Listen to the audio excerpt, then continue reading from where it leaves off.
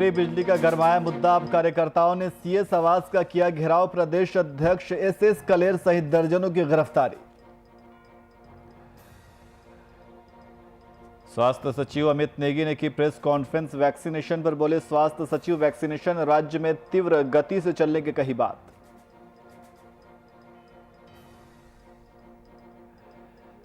Cabinet मंत्री रेखा आर्य पहुंची मंगलौर। मत्स्य मंडी में किया बैठक का आयोजन। लोगों को मछली पालन का बढ़ावा देने की दी जानकारी।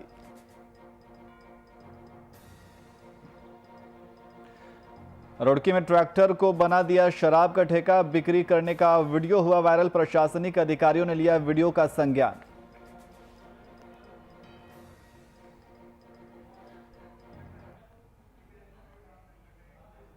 नमस्कार, मैं नियाज खान और आप देख रहे हैं वीआईपी न्यूज। अब सीधे रुख करते हैं खबरों की ओर। ऊर्जा मंत्री हरक सिंह रावत की ओर से फ्री बिजली देने की घोषणा सरकार के लिए अब सिर दर्द साबित हो रही है। 300 यूनिट फ्री बिजली की मांग को लेकर आम आदमी पार्टी ने आज दिलाराम चौक पर इकट्ठा होकर सीएम आवास का कूच किया।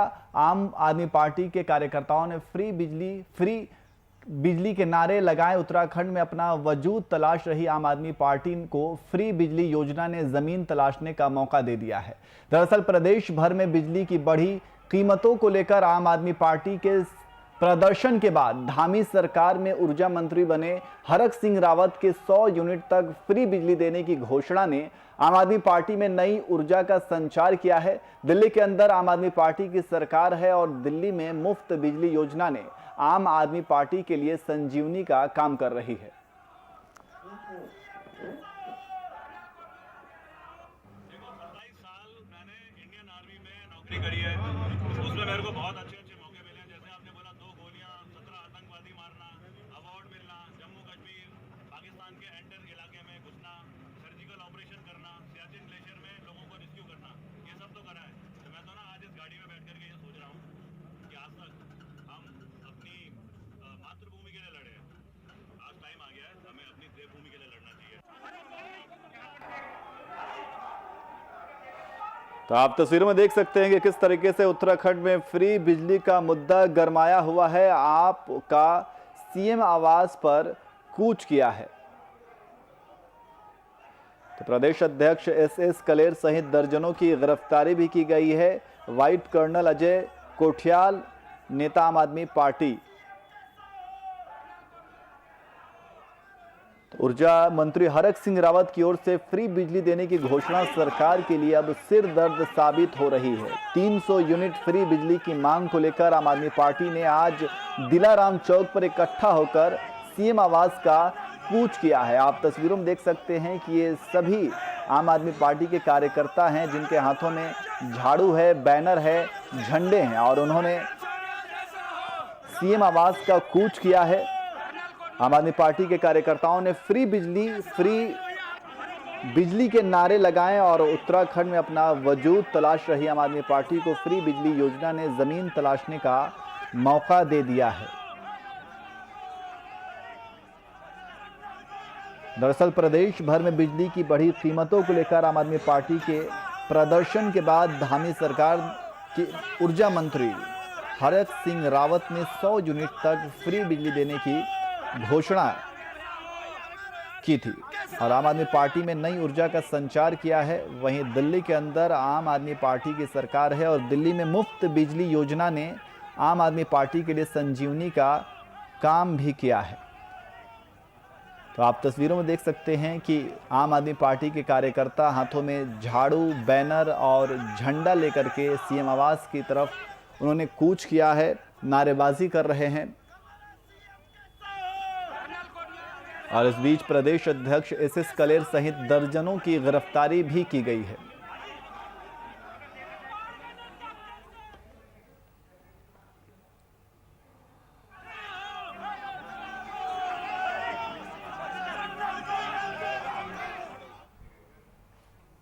वहीं उत्तराखंड के स्वास्थ्य सचिव अमित नेगी ने कहा कि उत्तराखंड में वैक्सीनेशन की प्रक्रिया तीव्र गति से चल रही है, जिसमें उम्मीद है कि आने वाले कुछ महीनों में राज्य की जनता को पूरी वैक्सीनेशन लगा दी जाएगी। सचिव स्वास्थ्य ने कहा कि उत्तराखंड में अभी 45 पल्स में 70% लोगों को वैक्सीन लग चुकी है और राज्य में वैक्सीनेशन कई प्रगति भी अच्छी है।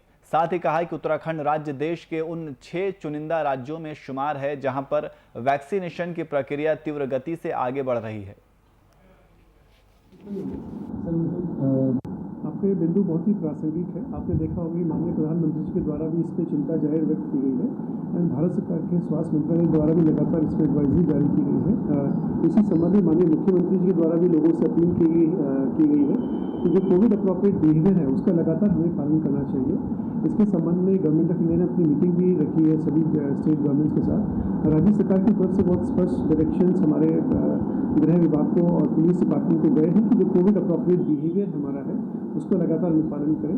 आपके माध्यम से भी मैं सभी जनता से अपील करना चाहूँगा कि जब भी आप घर से बाहर निकलें तो मास्क अवश्य पहनें, आपका सोशल डिस्टेंसिंग का ध्यान अवश्य रखें। तो उत्तराखंड के स्वास्थ्य सचिव अमित नेगी ने कहा है कि उत्तराखंड में वैक्सीनेशन की प्रक्रिया तीव्र गति से चल रही है।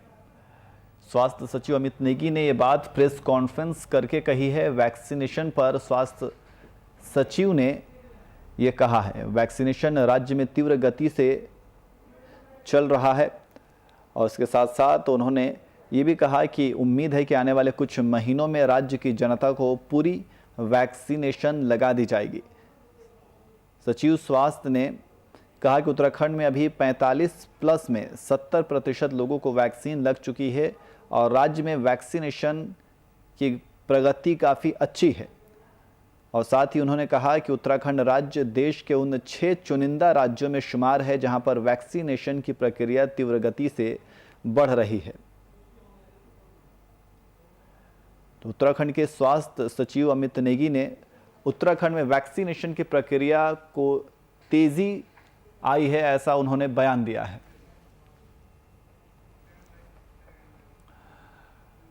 वहीं सूबे के शिक्षा मंत्री अरविंद पांडे ने चंपावत के कई अटल उत्कृष्ट इंटर कॉलेजों का शुभारंभ किया और साथ ही राजकीय इंटर कॉलेज चंपावत का वर्चुअल शुभारंभ किया। उन्होंने कहा कि चयनित अटल उत्कृष्ट विद्यालय में अब केंद्रीय माध्यमिक शिक्षा बोर्ड से मान्यता प्राप्त होने के कारण विद्यालय में अंग्रेजी शिक्षा मिलने से निर्धन परिवार के बच्चे भी अंग्रेजी शिक्षा ग्रहण कर पाएंगे।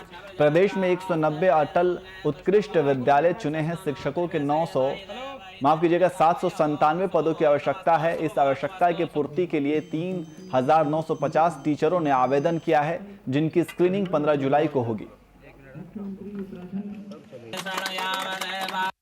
मनमानी प्राइवेट स्कूलों पे लगाने के लिए सबसे बड़ा काम हमारी सरकार ने किया कि जिसे किताब से करोड़पति का बेटा पढ़ेगा उसी से गरीब का बेटा पढ़ेगा।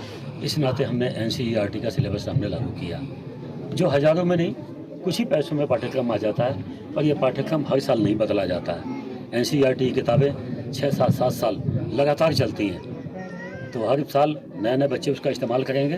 हर साल पाठ्यक्रम नहीं खरीदना पड़ेगा।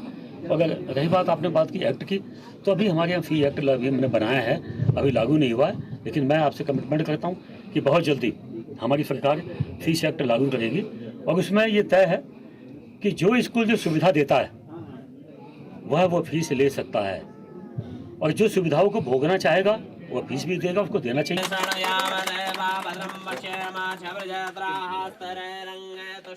गुरुजी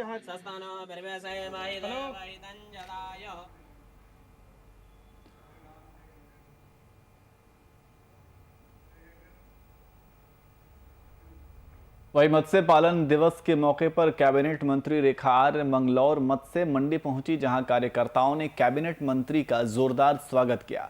आपको बता दें कि कैबिनेट मंत्री ने मत्स्य मंडी में एक कार्यक्रम का आयोजन किया, जिसमें लोगों को मछली पालन के रोजगार को बढ़ावा दिए जाने पर जोर दिया गया।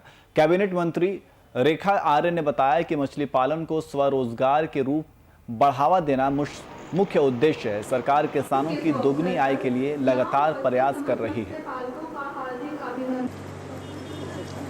दिन बड़ा ही विशेष है और आज के दिन जो है राष्ट्रीय मत्स्य पालन दिवस के रूप में हम सब लोग सेलिब्रेट करते हैं। मुझे इस बात की प्रसन्नता है कि जब 2017 से मुझे मत्स्य विभाग की जिम्मेदारी मिली तो तब से लेकर अब तक जो है हम लोग लगातार इस वर्ष को विशेष दिन के रूप में हम लोग सेलिब्रेट करते आ रहे हैं। इससे पहले हम देखते हैं कि मत्स्य विभाग जो है एक तरीके से नगण्य विभागों में गिना जाता था, लेकिन 17 के बाद से भारतीय जनता पार्टी ने पूरे फोकस होके जिस प्रकार से मत्स्य उत्पादन को लेकर हम जैसे कह रहे हैं किसानों की आय हम दुगनी करेंगे, तो उसमें मत्स्य पालन भी है, पशुपालन भी है और कृषि भी है। ये तीनों चीज़ों को जो किसान अपनाएगा निश्चित रूप से जो है हम दुगनी आय की जो परिकल्पना कर रहे हैं वो पूर्ण होती है। तो आज महत्वपूर्ण दिवस है। इस महत्वपूर्ण दिवस के अवसर पर मैं यही कहूँगी कि हम लोगों ने लगातार प्रयासों से जो एक समय हुआ करते थे, हमारे जो पूरे प्रदेश में मत्स्य पालक हुआ करते थे वर्ष 2000 मैं 16-17 की बात करती हूँ तो 3000 के करीब हमारे हुआ करते थे। आज हम 17 से लेकर अभी तक की बात करते हैं तो लगभग 20,000 के करीब जो है हमारे मत्स्य पालक हो।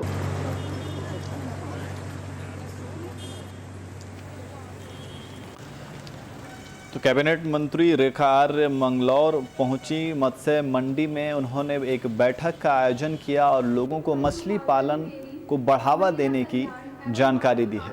तो आप तस्वीरों में देख सकते हैं कि किस तरीके से कैबिनेट मंत्री रेखा आर्य मंगलौर पहुंची हैं और मत्स्य मंडी में उन्होंने एक बैठक का आयोजन किया है और इस बैठक में मछली पालन के बढ़ावा के ऊपर उन्होंने जोर दिया है।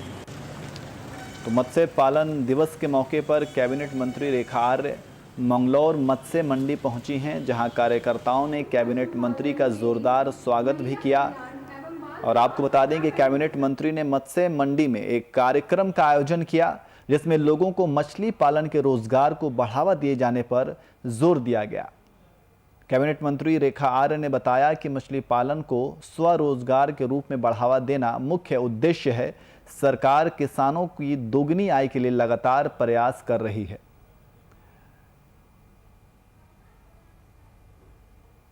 तो आप तस्वीरों में देख सकते हैं कि कैबिनेट मंत्री रेखा आर्य मंगलौर पहुंची हैं।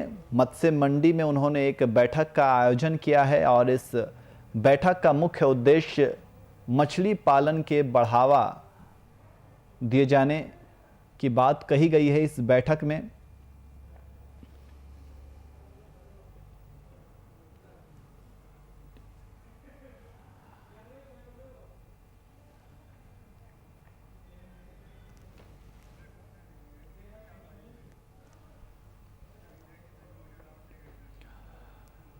और जैसे जैसे 2022 के चुनाव नजदीक आ रहे हैं उतनी ही तेजी के साथ सभी राजनीतिक दल भी तैयारियों में जुट गए हैं। जगह जगह राजनीतिक दलों की ओर से कार्यक्रम किए जा रहे हैं। इसी कड़ी में उत्तराखंड की आम आदमी पार्टी का मुख्य चेहरा कर्नल अजय कोठियाल का आज से कुमाऊं का दौरा शुरू हो गया है। वहीं कुमाऊं पहुंचने पर कार्यकर्ताओं में गर्मजोशी के साथ कर्नल अजय कोठियाल का स्वागत किया, जिसके बाद उन्होंने रामनगर युवा जन संवाद कार्यक्रम में शिरकत की। कर्नल अजय कोठियाल ने बताया कि उत्तराखंड प्रदेश का कुमाऊं क्षेत्र बहुत बड़ा एरिया है और उत्तराखंड नव निर्माण होना है, जिसके लिए हम पूरी तैयारी कर रहे हैं।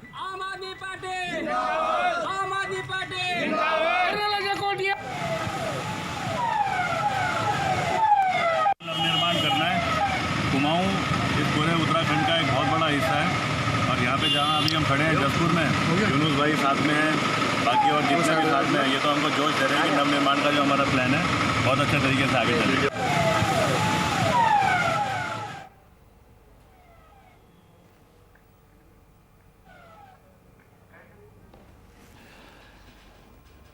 तो कर्नल अजय कोठियाल कुमाऊं के दौरे पर पहुंचे। कर्नल अजय कोठियाल कुमाऊं पहुंचे हैं। कार्यकर्ताओं ने गर्मजोशी के साथ उनका स्वागत किया है।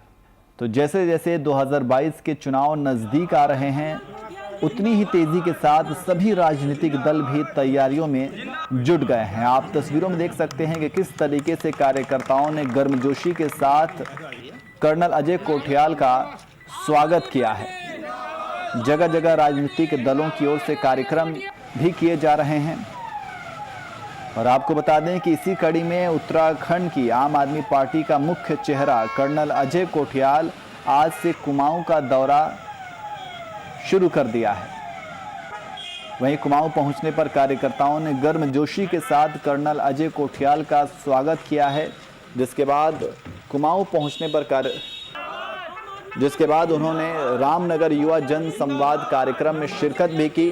कर्नल अजय कोठियाल ने बताया कि उत्तराखंड प्रदेश का कुमाऊं क्षेत्र बहुत बड़ा एरिया है और उत्तराखंड नव निर्माण होना है, जिसके लिए हम पूरी तैयारी कर रहे हैं। तो आप तस्वीरों में सुन सकते हैं कि किस तरीके से आम आदमी पार्टी जिंदाबाद के नारे लगाए जा रहे हैं। आप तस्वीरों में देख सकते हैं कि आम आदमी पार्टी के कार्यकर्ता किस गर्मजोशी के साथ कर्नल अजय कोठियाल का स्वागत कर रहे हैं। 2022 विधानसभा चुनाव को लेकर के तमाम राजनीतिक पार्टियां एक्टिव मोड में नज़र आ रही हैं। तमाम राजनीतिक पार्टियों के अपने अपने दावे हैं और इसी बीच आम आदमी पार्टी का मुख्य चेहरा कर्नल अजय कोठियाल कुमाऊं के दौरे पर पहुंचे हैं और सभी कार्यकर्ताओं ने उनका गर्मजोशी के साथ स्वागत किया है। वहीं पुलिस मुख्यालय उत्तराखंड में आयोजित आईपीएस एसोसिएशन की बैठक में अभिनव कुमार अपर पुलिस महानिदेशक ने नए अपर मुख्य सचिव बनने और मुख्यमंत्री बनने पर बधाई दी। नए पदभार की वजह से अभिनव कुमार को आईपीएस एसोसिएशन का अध्यक्ष बने रहने पर खुशी जताई गई और साथ ही अमित सिन्हा को राज्य का आईपीएस एसोसिएशन के अध्यक्ष बनने पर बधाई दी।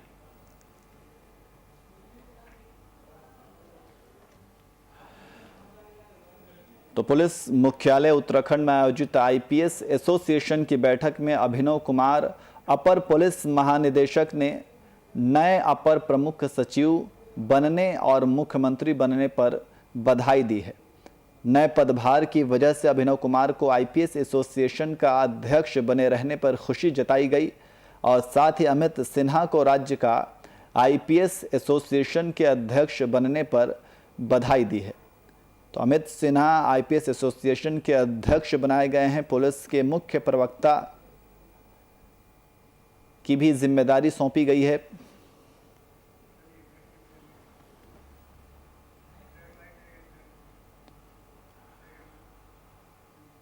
वहीं राजधानी में आज कांग्रेस और आम आदमी पार्टी ने महंगाई और 300 यूनिट मुफ्त के मुद्दे को लेकर मुख्यमंत्री आवास कूच किया। राजनीतिक दलों के विरोध प्रदर्शन पर भाजपा प्रदेश प्रवक्ता शादाब शम्स ने कहा कि कांग्रेस के वह नेता जो कोविड-19 के दौरान घरों में छुपे हुए थे, जब चुनाव आ रहा है तो घरों से बाहर निकलकर विरोध कर रहे हैं। आज ज्यादातर चेहरे सिर्फ वही थे जो अगले विधानसभा चुनाव में दिखाई देंगे। उत्तराखंड की जनता पढ़ी लिखी जनता है, वह जानती है कि सही और गलत क्या है। भाजपा अगले चुनाव फिर 57 से ज्यादा सीटें लाकर सरकार बनाएगी।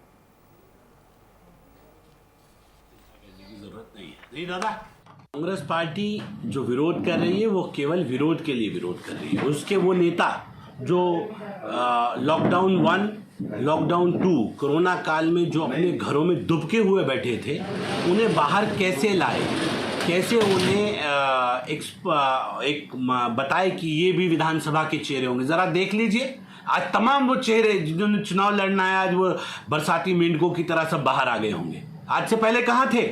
क्या दिखाई दिए? आप मीडिया के लोग कहीं दिखा दें कि मीडिया में कोई नेता दिखाई दिया हो, इनमें से इक्का दुक्का नेता को छोड़ दिया जाए तो सारे लोग अपने अपने घरों में एसी कमरों में बैठ के पैक थे, अपनी जान बचा रहे थे।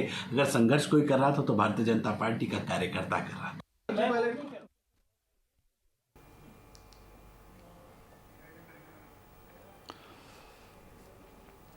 तो आम आदमी पार्टी के प्रदर्शन पर शादाब शम्स ने कहा कि शादाब शम्स ने कांग्रेस के ऊपर निशाना साधा है। उन्होंने कहा कि ये बरसाती मेढक है। कोविड-19 के वक्त में ये घर में दुबके हुए थे और अब जब चुनावी सीजन आया हुआ है तो ये घर से बाहर निकले हैं। तो राजधानी में आज कांग्रेस और आम आदमी पार्टी ने महंगाई और 300 यूनिट मुफ्त के मुद्दे को लेकर मुख्यमंत्री आवास कूच किया है और राजनीतिक दलों के विरोध प्रदर्शन पर भाजपा प्रदेश प्रवक्ता शादाब शम्स ने प्रतिक्रिया दी है। कांग्रेस के वह नेता जो कोविड-19 के दौरान घरों में छुपे हुए थे, जब चुनाव आ रहा है तो घरों से बाहर निकलकर विरोध कर रहे हैं।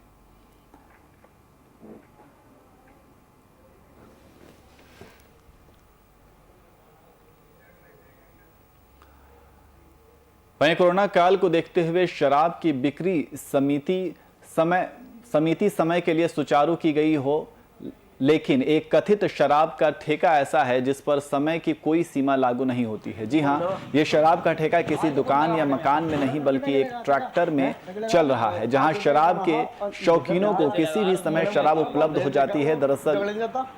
दरअसल के उदलहेड़ी गांव स्थित देशी शराब के ठेके के बाहर अवैध रूप से देशी शराब की बिक्री की जा रही है, जिसका वीडियो सोशल मीडिया पर वायरल हुआ है।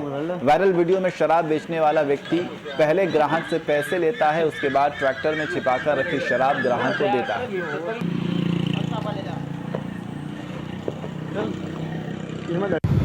नहीं, देखिए, प्रकरण आपके द्वारा एक वीडियो के माध्यम से संज्ञान में लाया गया है कि जो मैंगलोर एरिया में किसी व्यक्ति के द्वारा ट्रैक्टर ट्रॉली के माध्यम से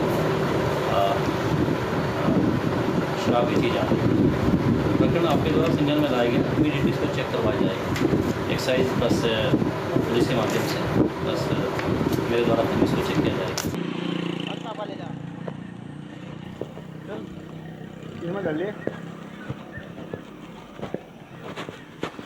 तो ट्रैक्टर को शराब का ठेका बना दिया गया है। बिक्री करने का ये वीडियो तेजी से सोशल मीडिया पर वायरल हो रहा है। प्रशासनिक अधिकारियों ने इस पूरे मामले में संज्ञान भी लिया है। तो आप तस्वीरों में देख सकते हैं कि किस तरीके से ट्रैक्टर को शराब का ठेका बना दिया गया है। लोगों के द्वारा जब शराब मांगा जाता है तो ट्रैक्टर में छिपे शराब की बोतल को दे दिया जाता है। कुल मिलाकर के ट्रैक्टर को शराब की दुकान बना दी गई है। आप तस्वीरों में देख सकते हैं टीवी स्क्रीन पर कि किस तरीके से ये वीडियो काफ़ी तेज़ी से वायरल हो रहा है। हालांकि प्रशासनिक अधिकारियों ने इस पूरे मामले को संज्ञान में लिया है और कार्रवाई करने की बात कही है।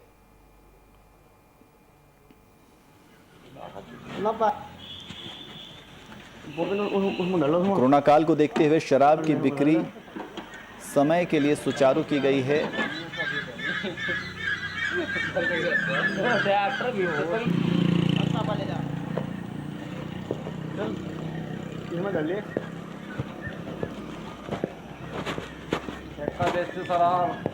तो कोरोना काल को देखते हुए शराब की बिक्री सीमित समय के लिए सुचारू की गई हो, लेकिन एक कथित शराब का ठेका ऐसा भी है जो ट्रैक्टर को ही शराब का ठेका बना दिया गया हो। आप तस्वीरों में देख सकते हैं कि किस तरीके से ट्रैक्टर में छिपे हुए शराब को बेचा जा रहा है।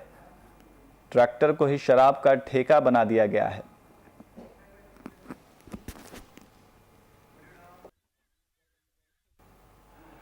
वहीं उत्तराखंड राज्य में आज पलायन इतना बड़ा चिंता का विषय बना हुआ है जो कि खत्म होने का नाम ही नहीं ले रहा है। इस समस्या के लिए आखिर जिम्मेदार कौन है? राज्य सरकार हर बार नए नए प्रयास करती है, पर अंत में कहानी जहां से शुरू होती है वहीं खत्म हो जाती है।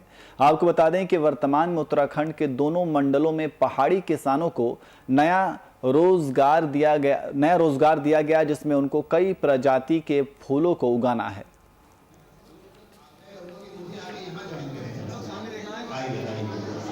मेरा नाम दक्ष गुप्ता है, मैं अपार संस्था से हूँ और मैं यहाँ संस्था के माध्यम से हम लोग यहाँ पे महिलाओं को सुगंधित पौधों का बीज का वितरण कर रहे हैं। यहाँ करीबन 70 से 80 महिलाएं को हम लोग बीज दे रहे हैं और वो भी निःशुल्क।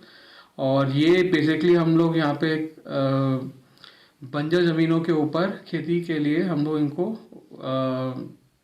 समझा रहे हैं, जिससे ये लोग यहाँ पे काम कर सके और इनको जो बंजर ज़मीन से कुछ भी नहीं मिल रहा है उस पे इनको मदद मिल सके।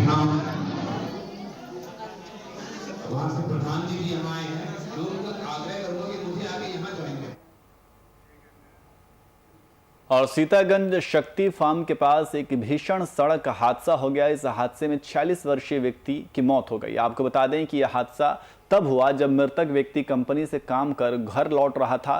तभी बाइक सवार युवक ने साइकिल में टक्कर मार दी। टक्कर लगने से अधेड़ घायल हो गया, जिसे आनन फानन में अस्पताल में भर्ती कराया गया, जहां इलाज के दौरान मौत हो गई। फिलहाल पुलिस ने शव का पंचनामा भरकर पोस्टमार्टम के लिए भेज दिया है। ये मैं जा रहे थे, अपने काम पे जा रहे थे।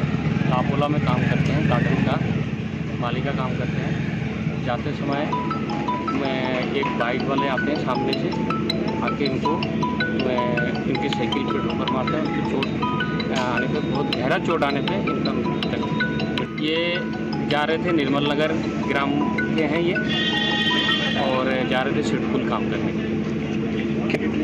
जगदीश मंडल और इनका पिताजी का नाम है तारक मंडल। सुबह 9:40 पे 108 के द्वारा एक व्यक्ति को मृत अवस्था में लाया गया था। इसका नाम जगदीश मंडल है। ये वार्ड नंबर 5 निर्मल नगर रतन फार्म शक्ति फार्म का रहने वाला है और उम्र इसकी 46 साल है। ये सड़क दुर्घटना में मृत अवस्था में ही 108 द्वारा लाया गया है और हमने पुलिस सूचना भिजवा दी है। अब पोस्टमार्टम के लिए इसकी आगे की।